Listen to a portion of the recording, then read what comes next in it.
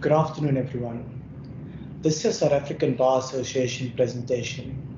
As you are aware, the South African Bar Association is a weekly event at no cost to participants and viewers to improve the skill set of the legal profession. This initiative is aimed at making a fundamental contribution to developing the skill set of all and any person who presents the South African public in our courts.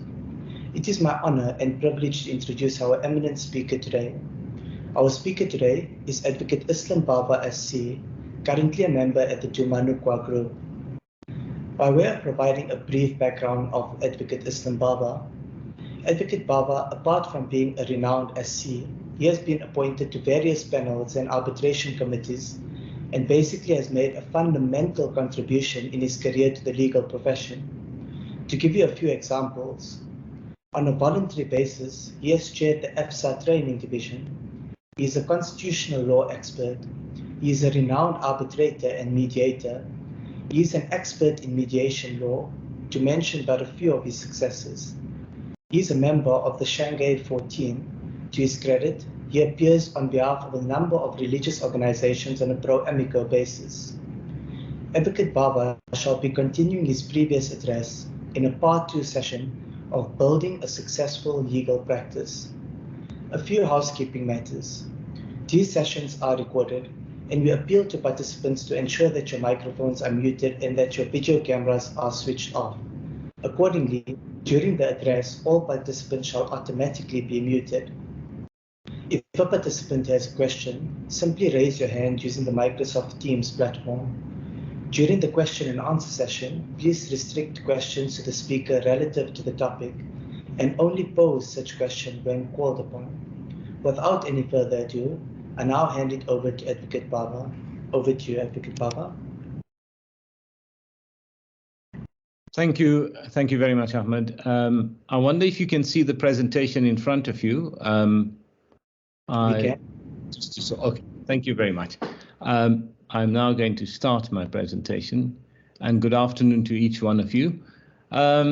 Firstly, as the last time, I must commend the South African Bar Association on ensuring that there is an element of continuity in terms of our education, and also that we start assisting and we continue assisting each other in building better lawyers, better advocates, and ultimately a better society. The first session that I had was a very conceptual element dealing with fundamental aspects relating to how we see the world and how the world sees us in terms of our practice. That is very crucial in terms of coming to terms with our capabilities, our limitations, and with fundamentally dealing with how we interact in the legal profession and as human beings. Today's session is going to take you to a different aspect. It's going to focus on the practicalities of how to develop a successful practice. So building a successful practice, this is part 2, and this is obviously presented by me, and those buildings are hoping that we will all reach those heights. So the first element is to have a paradigm shift.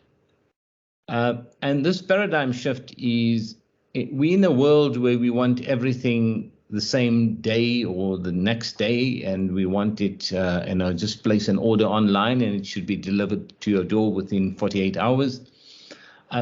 Practice and building a practice is, fortunately, I would say, not like that. It is a marathon, and I think we need to pause there and we need to mention that it is a marathon. It is not a sprint. And the reason for that is that you start developing certain skill sets, you start developing certain relationships, you start analyzing things from different perspectives because of your experience, and one block on the other, you create an environment that takes time. And so that is the first paradigm shift that you have to associate yourself with. You have to enter into this different paradigm, and you have to tell yourself it's not going to happen within a month, within 6 months, within a year, or within 3 years, or possibly even within 5 years where you want to see yourself. But each one of these are milestones. And as you go through these milestones, you need to appreciate each one of the milestones. You know, it is the same issue that when you are growing into anything, even as a human being, that you don't appreciate the times that you are in, and you seek to look at the future. And when you get to that point in the future, you start reminiscing and looking back and say, those were good days. I wish I was back there. So the idea is to enjoy every step of the process and to work on the paradigm shift and to make sure that you understand that this is a marathon, it is a process, and it is not just going to happen overnight.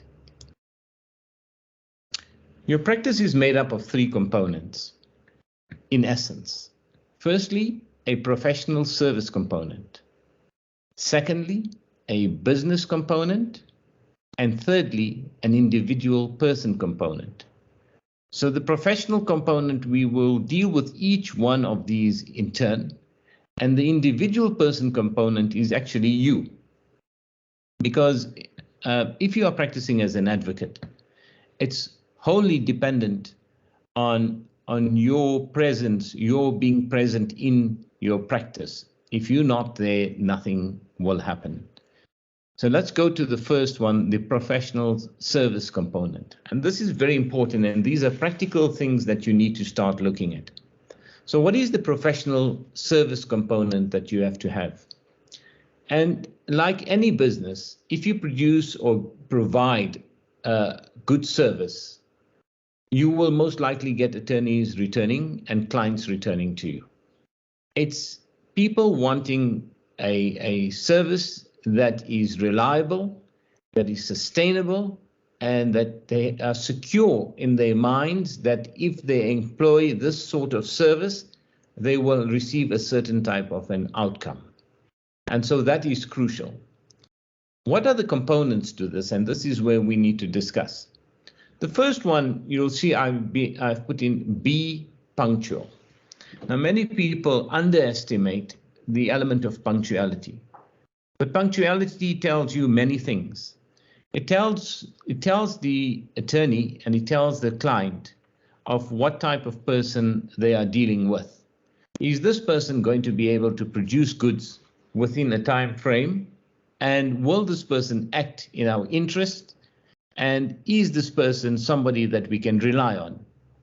Those are the elements of being punctual that just automatically appear in a person's mind. And you can just take an example.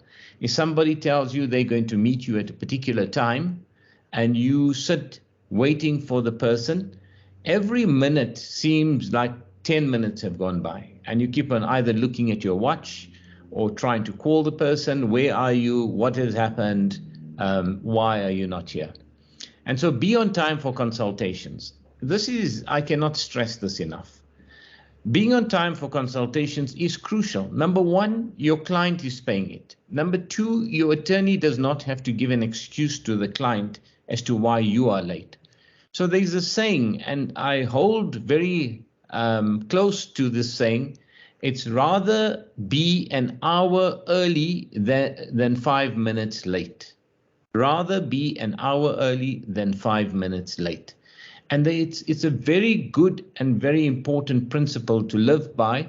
And it's very important to be punctual for your consultations and then for delivering the products on time. So if your attorney requires and your client requires a pleading to be out in a particular time, at a particular time, memorandum to be produced at a particular time, you need to be punctual and you need to meet those deadlines. And you will see as we go through that develops, and it allows you to develop a holistic and a very compact, but also a very efficient practice. Understand your brief. Now, this is perhaps a very, very important aspect, and one that people who start off a practice are normally afraid to ask an attorney because they are under the impression that the attorney, that by asking a question from the attorney regarding the brief, they do not want to appear as though they do not know what they are doing. So you need to rather engage with the attorney. So if the attorney gives you a brief X, Y, and Z, do X, Y, and Z, produce a memorandum, and you're not sure of the parameters of what needs to be done, engage with your attorney, ask questions, find out what is it that you want me to produce in this memorandum, and what is the purpose of this memorandum? How is it going to assist the client? And when you engage with your attorney at that level, and you understand your brief properly, you will produce the product and the memorandum that your attorney and client require. Otherwise, you may go on a different tangent, and you will most probably lose the attorney and the client. So it's no skin off your nose to actually go in and ask your attorney, I've received this brief, it says so, X, Y, and Z in the memorandum, let's chat about it, I'll call you, and let's discuss what I need to do. Then you need to have the necessary tools available to do the research. Now here I must tell you that it's becoming more and more obvious that people sometimes don't understand what the tools are. And you'll see I've said, for example, Butterworth, Juta, etc. Those are the first element in terms of your tools of your trade. And if you do not know how to use these products, or if you do not use these products, you cannot progress. It's like a person, and we're using the analogy of a marathon. If you do not have the right shoes, you do not have the right material or the running gear, you are going to be compromised. So that's the first aspect, is that know how to use your Butterworths, know how to use your Juta. You don't have to purchase them. There are libraries that are available, and I understand that at various chambers, these are made available for junior members particularly. And as you progress, you obviously are able to afford it on your own, and you need to do that. You need to purchase those. Then how are you going to produce your documents? And these are things that people don't think of. For example, am I going to be dictating? Am I going to be typing? What is the difference? What is my cost structure? How am I going to work this in order to produce a good-looking document with good content for my attorneys? And you need to find out, do I need a dictaphone, for example, or am I going to be typing it myself? And therefore, I need to ensure that I am able to do this timelessly, and that I do know, for example, how to format a document. So typing is one thing, but if the format is not right, you're going to embarrass yourself and you're going to embarrass your attorney. So that leads on to the next portion, is produce a professional product. And you need to produce a professional product. Whatever goes out is an indication of what you are, and you're producing that to the world. And also know the rules, the practice manual. So if you are advising your attorney, advising your clients, you proceed from the basis of the rules and the practice manuals. In this case, for example, the Joburg Bar has got a very nice site. If you want to see a matter is on the roll, don't tell the attorney, it's very difficult for me to get this. I don't know where to get it. Go and do the research, find out and interact and produce a professional product, so that when your attorney contacts you, he says, this counsel provides a very good service, and I would go back to him without hesitation. Then communicate with the instructing attorney. So when you get the brief, acknowledge receipt of the brief. Many people don't do this at all. Request further instructions. If you are not sure, that would mean that you'd have to read your brief, and not just leave your brief and say, okay, I've received the brief, thank you very much. Read through the brief and then contact your attorney. There may be, for example, documents missing in your brief, and the attorney assumes that all the pages have been given to you. But if you read through it, you're able to tell the attorney, page 17 of mine is missing. I can't read the full contract, and therefore, and that might be a very important page that is left out. So communicate with your instructing attorney and advise the attorney if there's going to be a delay. For example, if you promise the attorney a memorandum by tomorrow, let's say that's Friday, and you're unable to meet the deadline, pick up the phone. Don't leave it for the attorney to keep on phoning you and then either not answering the phone, or you answer the phone, but you tell the attorney, okay, don't worry, it's coming, I'm just waiting. I'm trying to get my typist to do it on time. I'm doing X, Y, and Z. Be proactive. Contact your attorney and tell your attorney, I've run into problems. I can't get it to you by tomorrow. Is it okay if I get it to you over the weekend, or is it okay if I get it to you on Monday? And you must, before you make that call, know what your parameters are so that when you give an undertaking, you keep to it. And then give proper advice. This is very important. People are afraid of losing briefs. So some people would give advice that will prolong the matter and will keep the matter on the burner, as it were. If you, even at the risk of losing the brief, you will get others. If your attorney is confident, this is a counsel I can go to who will tell me, listen, we don't have a case here. Let's not pursue it, and wants to now speak to the client and consult in my presence with the client. But he's telling me things that I understand, because remember, attorneys themselves are legally trained, and they will most probably know that this case is not a good case. And if it's coming from counsel and it fortifies what they are thinking and what their research has shown them, they will say the next time, we've got a difficult matter here, we've got a huge matter, send it to this counsel, because that counsel understands the law and is able to apply it and is upfront and gives proper advice. Be ethical, very important.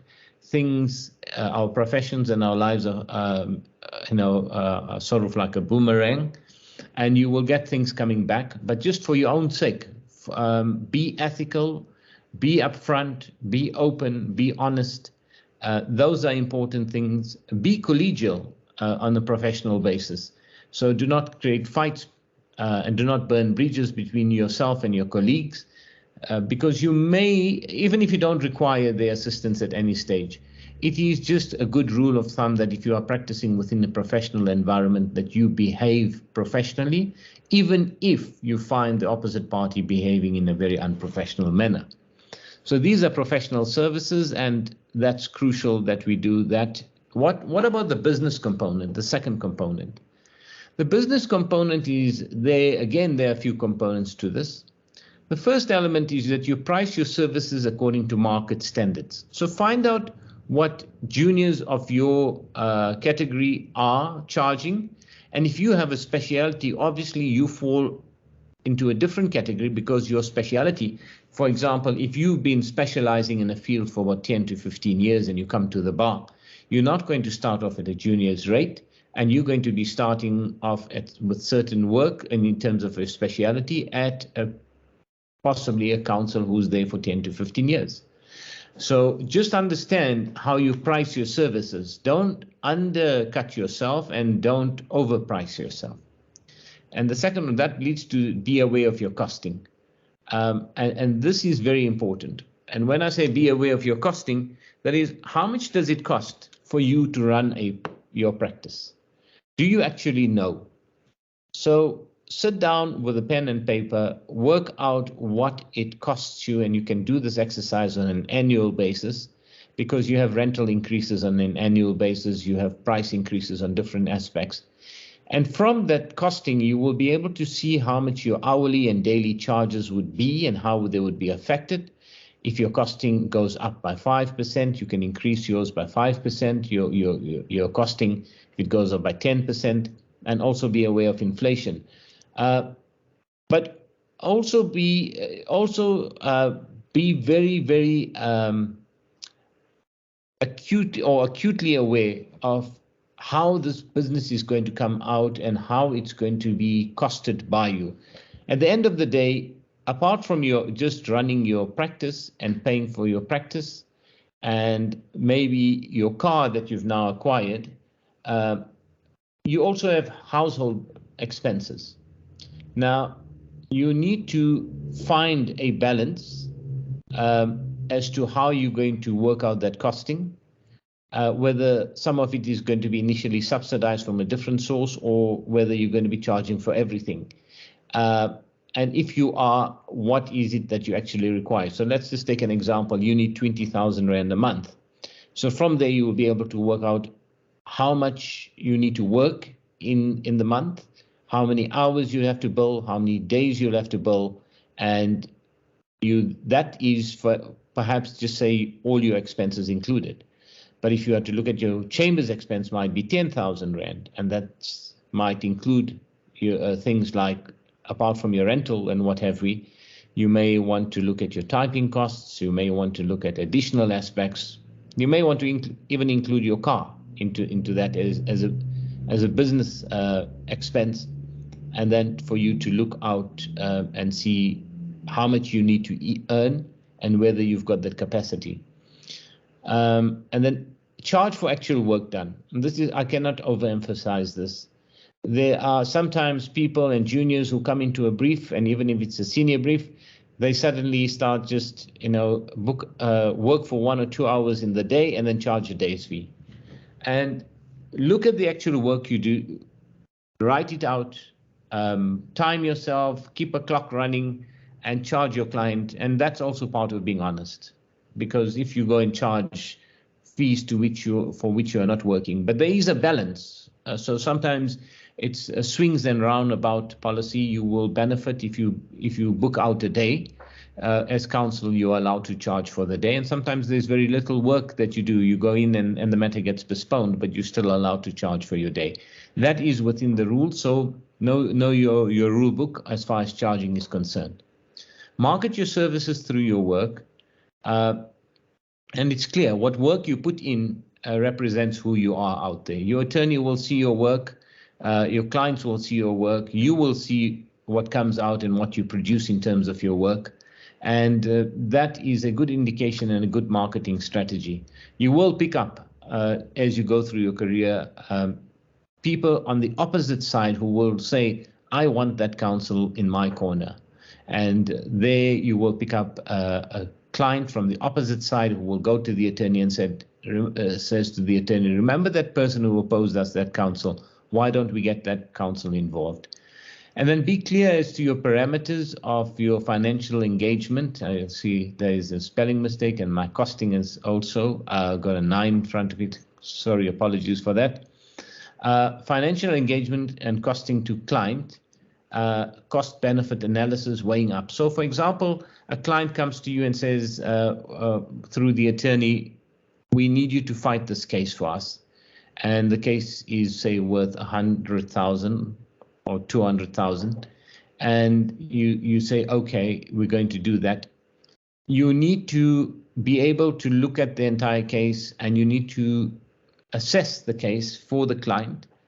If the client says, how much is it going to cost you? You can't go and simply say to the client, well, I think it'll cost you 20 or 30,000 Rand. Firstly, you don't do that. You don't tell the client if you are telling the attorney. And then suddenly, as the matter goes on, the client starts finding more and more money is being eaten away from the capital sum that the client wants to claim. And before you know it, your fees now exceed the capital sum. So you need to do that sort of cost benefit analysis and be upfront. And if you don't know, you simply tell the client that I think that from my this 200,000 Rand will get caught up in costs. And where you will your client might say, okay, thank you for being honest. Well, it might not tell you, but might think it. And the client will possibly tell you, okay, proceed with the matter. I want to fight this matter. I don't care about the cost.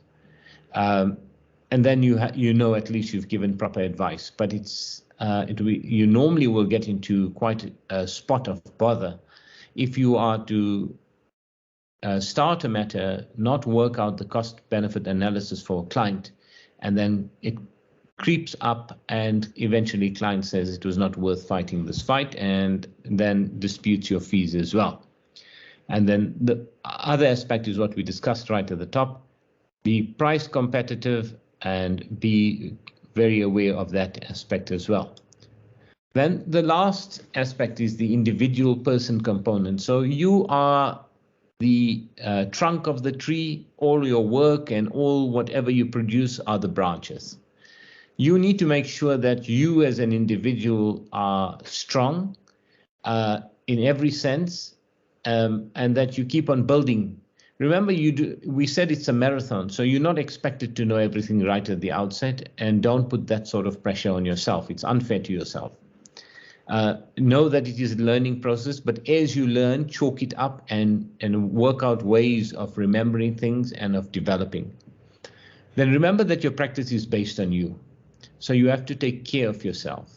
Take time for yourself in order to rest, develop your personal life, your health, look after it, live within your means. It's no use if you're earning an amount of 20 or 30,000 Rand a month that you go out initially and say, okay, I'm going to buy a sports car, and your monthly repayments of that are over 20,000 Rand, and you're living off 3,000 Rand or 5,000 that you have as a balance.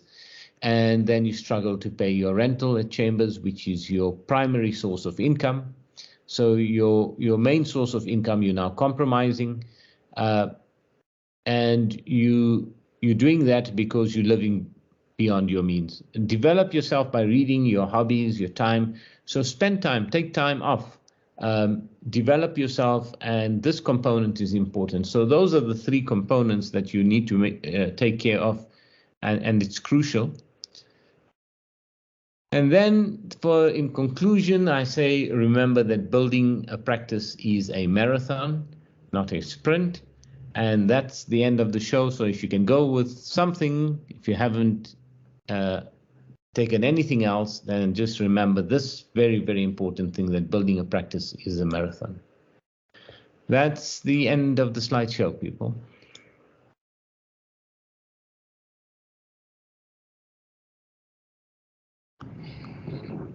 Thank you so much, Aslam. Thank you so much for that.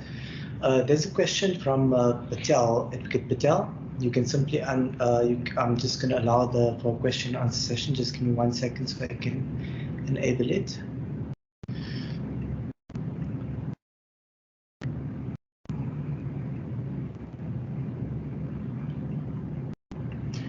Okay, Advocate Patel, you can simply unmute your mic and your camera.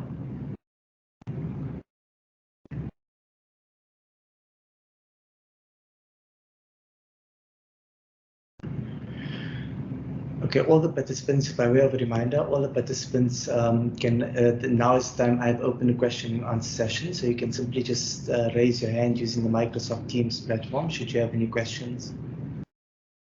I see there's a question from Advocate Patel, but I think he's having a network issue. Let's just bear with it.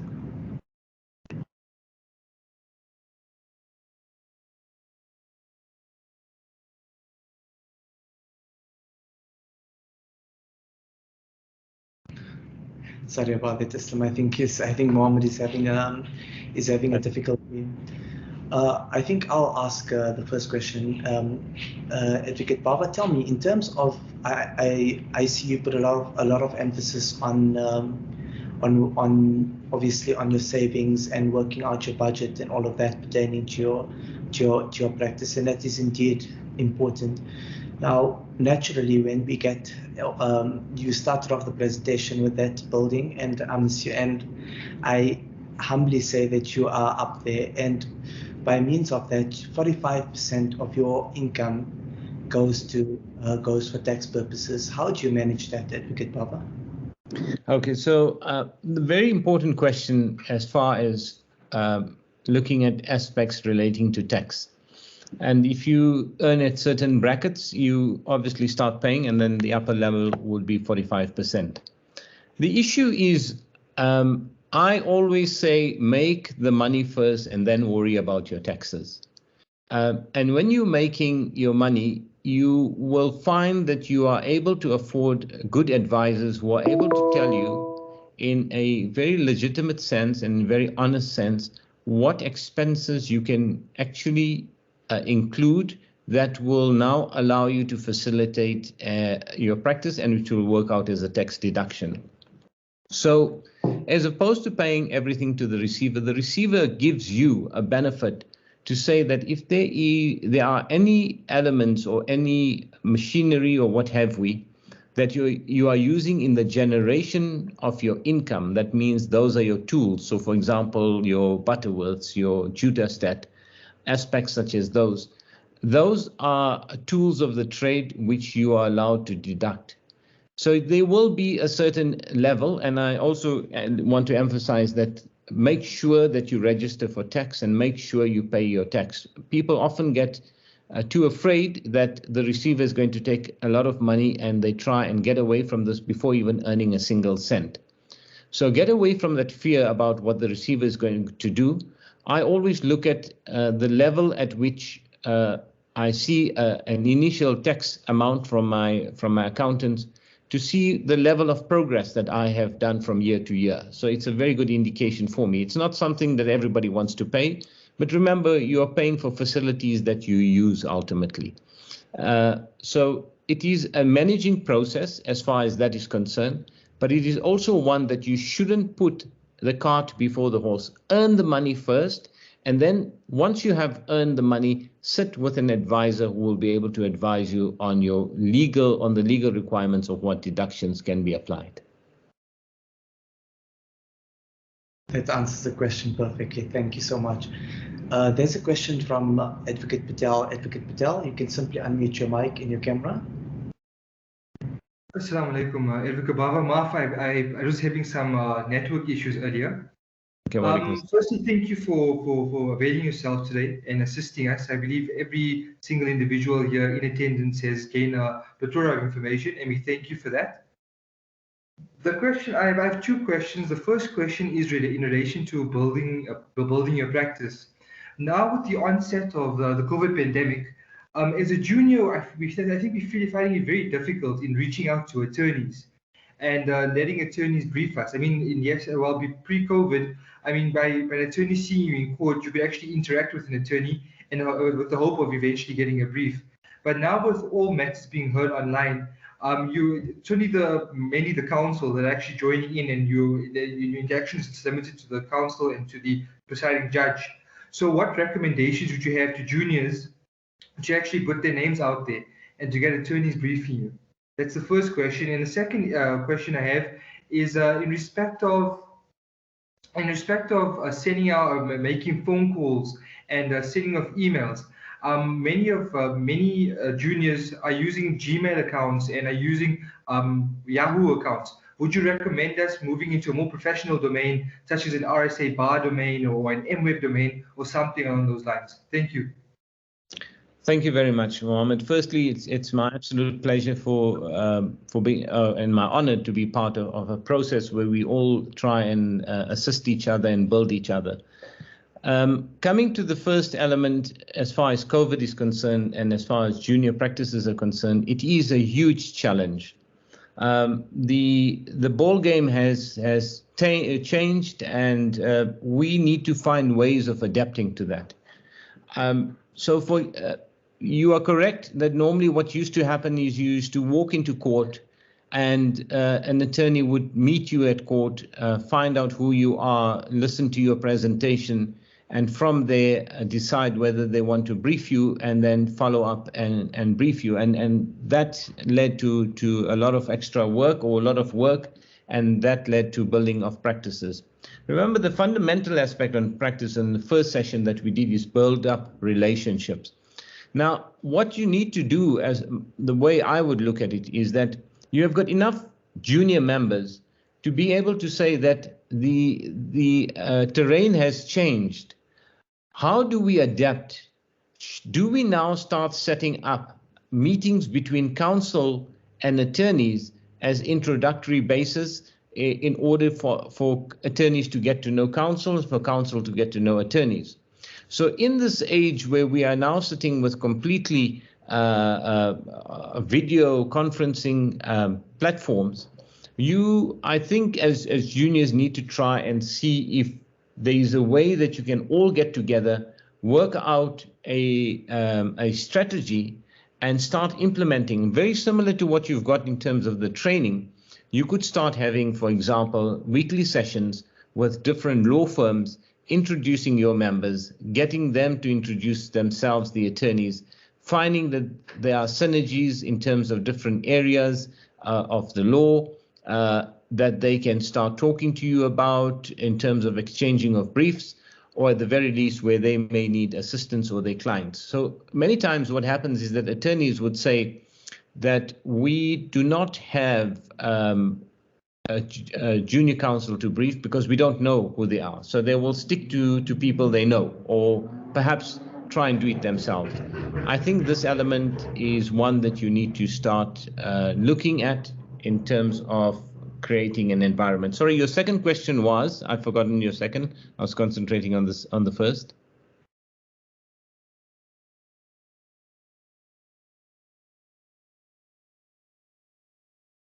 Sorry, Mohammed. Yes. Sorry. Your second question was pertaining to an email domain. Would that make any? Yeah. So professionally, there is the very it's the projection that you have in terms of marketing. So the ideal situation is to have an email domain that reflects your practice and where you are practicing from, almost as though you were a firm of attorneys or you were corporate. So if you look at any of the big corporates, or you look at any of the big firms of attorneys, you will find that their email addresses are linked to the name that they want to project. So I think that would be advisable as you are developing. But as you go along and your attorneys get to know who you are, that spreads a bit. You can then get a Gmail address, but it would be better to create a domain name and a domain email for all your people in your group. Yeah. Thank you so much, Aslam. Aslam, sorry, just to build on Mohammed's question. Now, I want to bring up something that one of our members had an issue with, and that was with regards to touting. Now, can you give us, or rather, can you explain more with regards to touting in lieu of such? And I'll give you an example. One of the members simply sent out an email to another attorney and introducing himself, and after that he got an email from another advocate saying that that's touting. Now, in line of what you said and in line of Mohammed's question, what did you regard as touting, and how do we overcome that? Sure, Ahmed. I'll look at that. I see there's two hands that have been up for a while, and one is Matsuiki Tapelo, and the other one is Motebang Ramaidi. Sure. Yes. So as far as touting is concerned, the Bar Council rules are that we should not be touting, and there's a very thin line. So the first element I would say is that when you get into practice and when you are practicing, nothing precludes you from phoning all your university and school friends and tell them I've started practicing. That's not touting. That is telling them where you are. And that too is an advertisement in a sense, but it's not precluded in terms of the rules from my understanding. What would be is, for example, you send out emails and say, I offer these services. If you want to know more about my services, please contact me. And I am an expert in doing commercial litigation, and I've appeared in these constitutional court cases. All of that would constitute touting. But taking it within its context as well, if, for example, you're doing work for an attorney and the attorney says, Aslam, please keep me informed of what you do. And the attorney knows me quite well, to send an attorney an email saying, I appeared in a case last week and we had this fantastic result and X, Y, and Z. That does not constitute touting. That is communication. So just be aware of the parameters of what constitutes touting, because touting is not allowed in terms of our rules. Thank you so much. That answers the question. There's a question from Tapelo. Tapelo, you can simply unmute your mic and your video.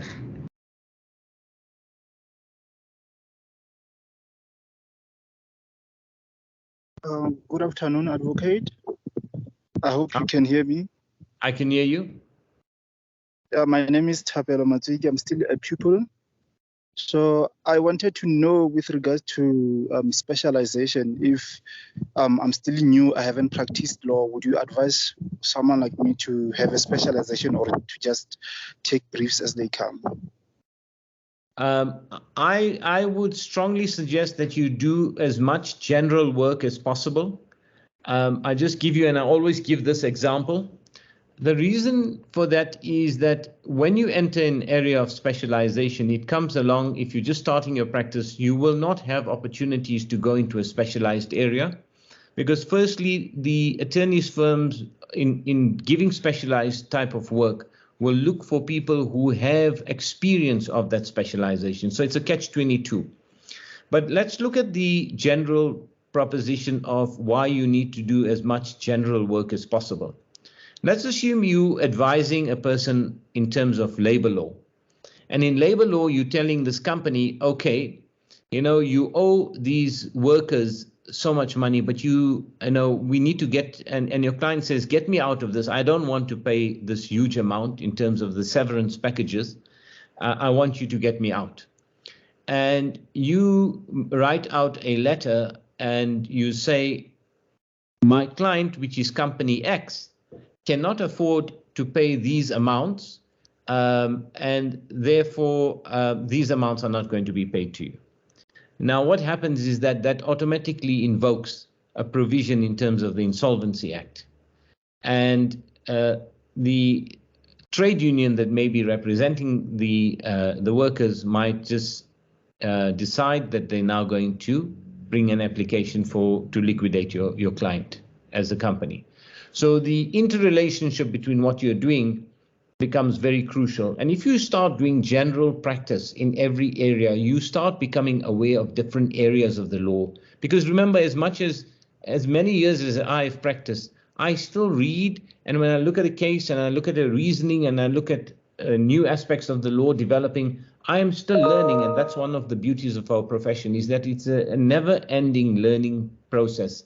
And if you enjoy learning, then it's fantastic. It's hard work. Let's not fool ourselves. It's very hard work. It's stressful, and that's why the balance is crucial for us. But it's also very rewarding. So I would go into a general, do anything, whatever comes my way. If it's a divorce matter, if it is a labor matter, if it is whatever it is, a lease matter, do it all. Thank you so much, Aslam. There's a question from your colleague, Advocate Mutebang Ramaili. Advocate Mutebang, you can just unmute your mic and your camera, please. Yes, I see. Hello, Mutebang. Afternoon again. Actually, that's the question that I was going to ask, but the question that I wanted to ask you, like I'm saying now, the times are, I know you're one person who believes in technology and moving with times. Now, traditional, I'm one of those people who still believes in occupying of the chambers, and, chambers create a community for own people. So what will be your view in light of this movement of people moving towards formation of the visual offices in light with the traditions that are usually created historically by a community of advocates in the bar or within the groups? So that's what I wanted to ask you about it, because you see, I'm one of those people who still believe traditionally of occupation of the chambers, but now people are moving towards the visual chambers and moving with times. So I just wanted to hear your view in light of those things that are currently happening. That's my question. Yeah.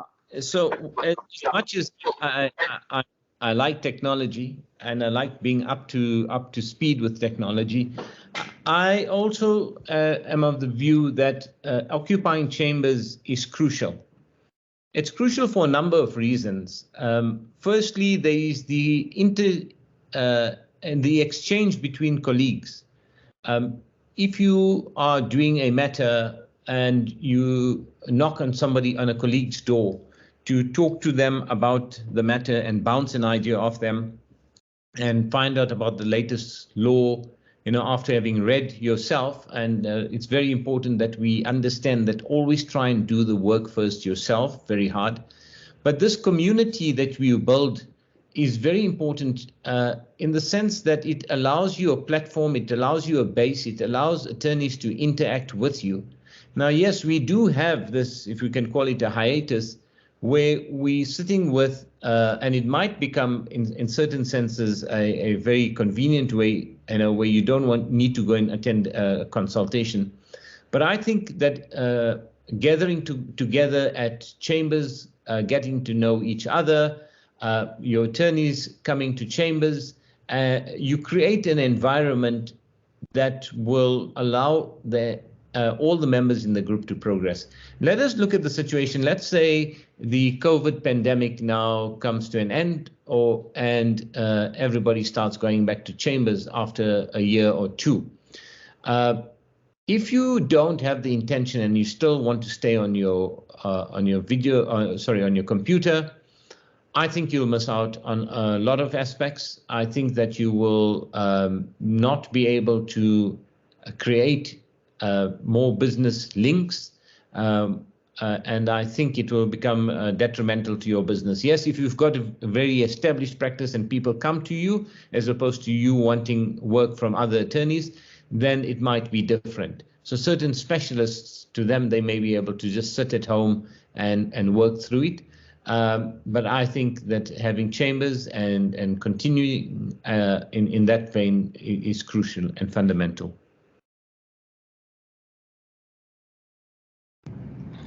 Thanks a lot, Desi.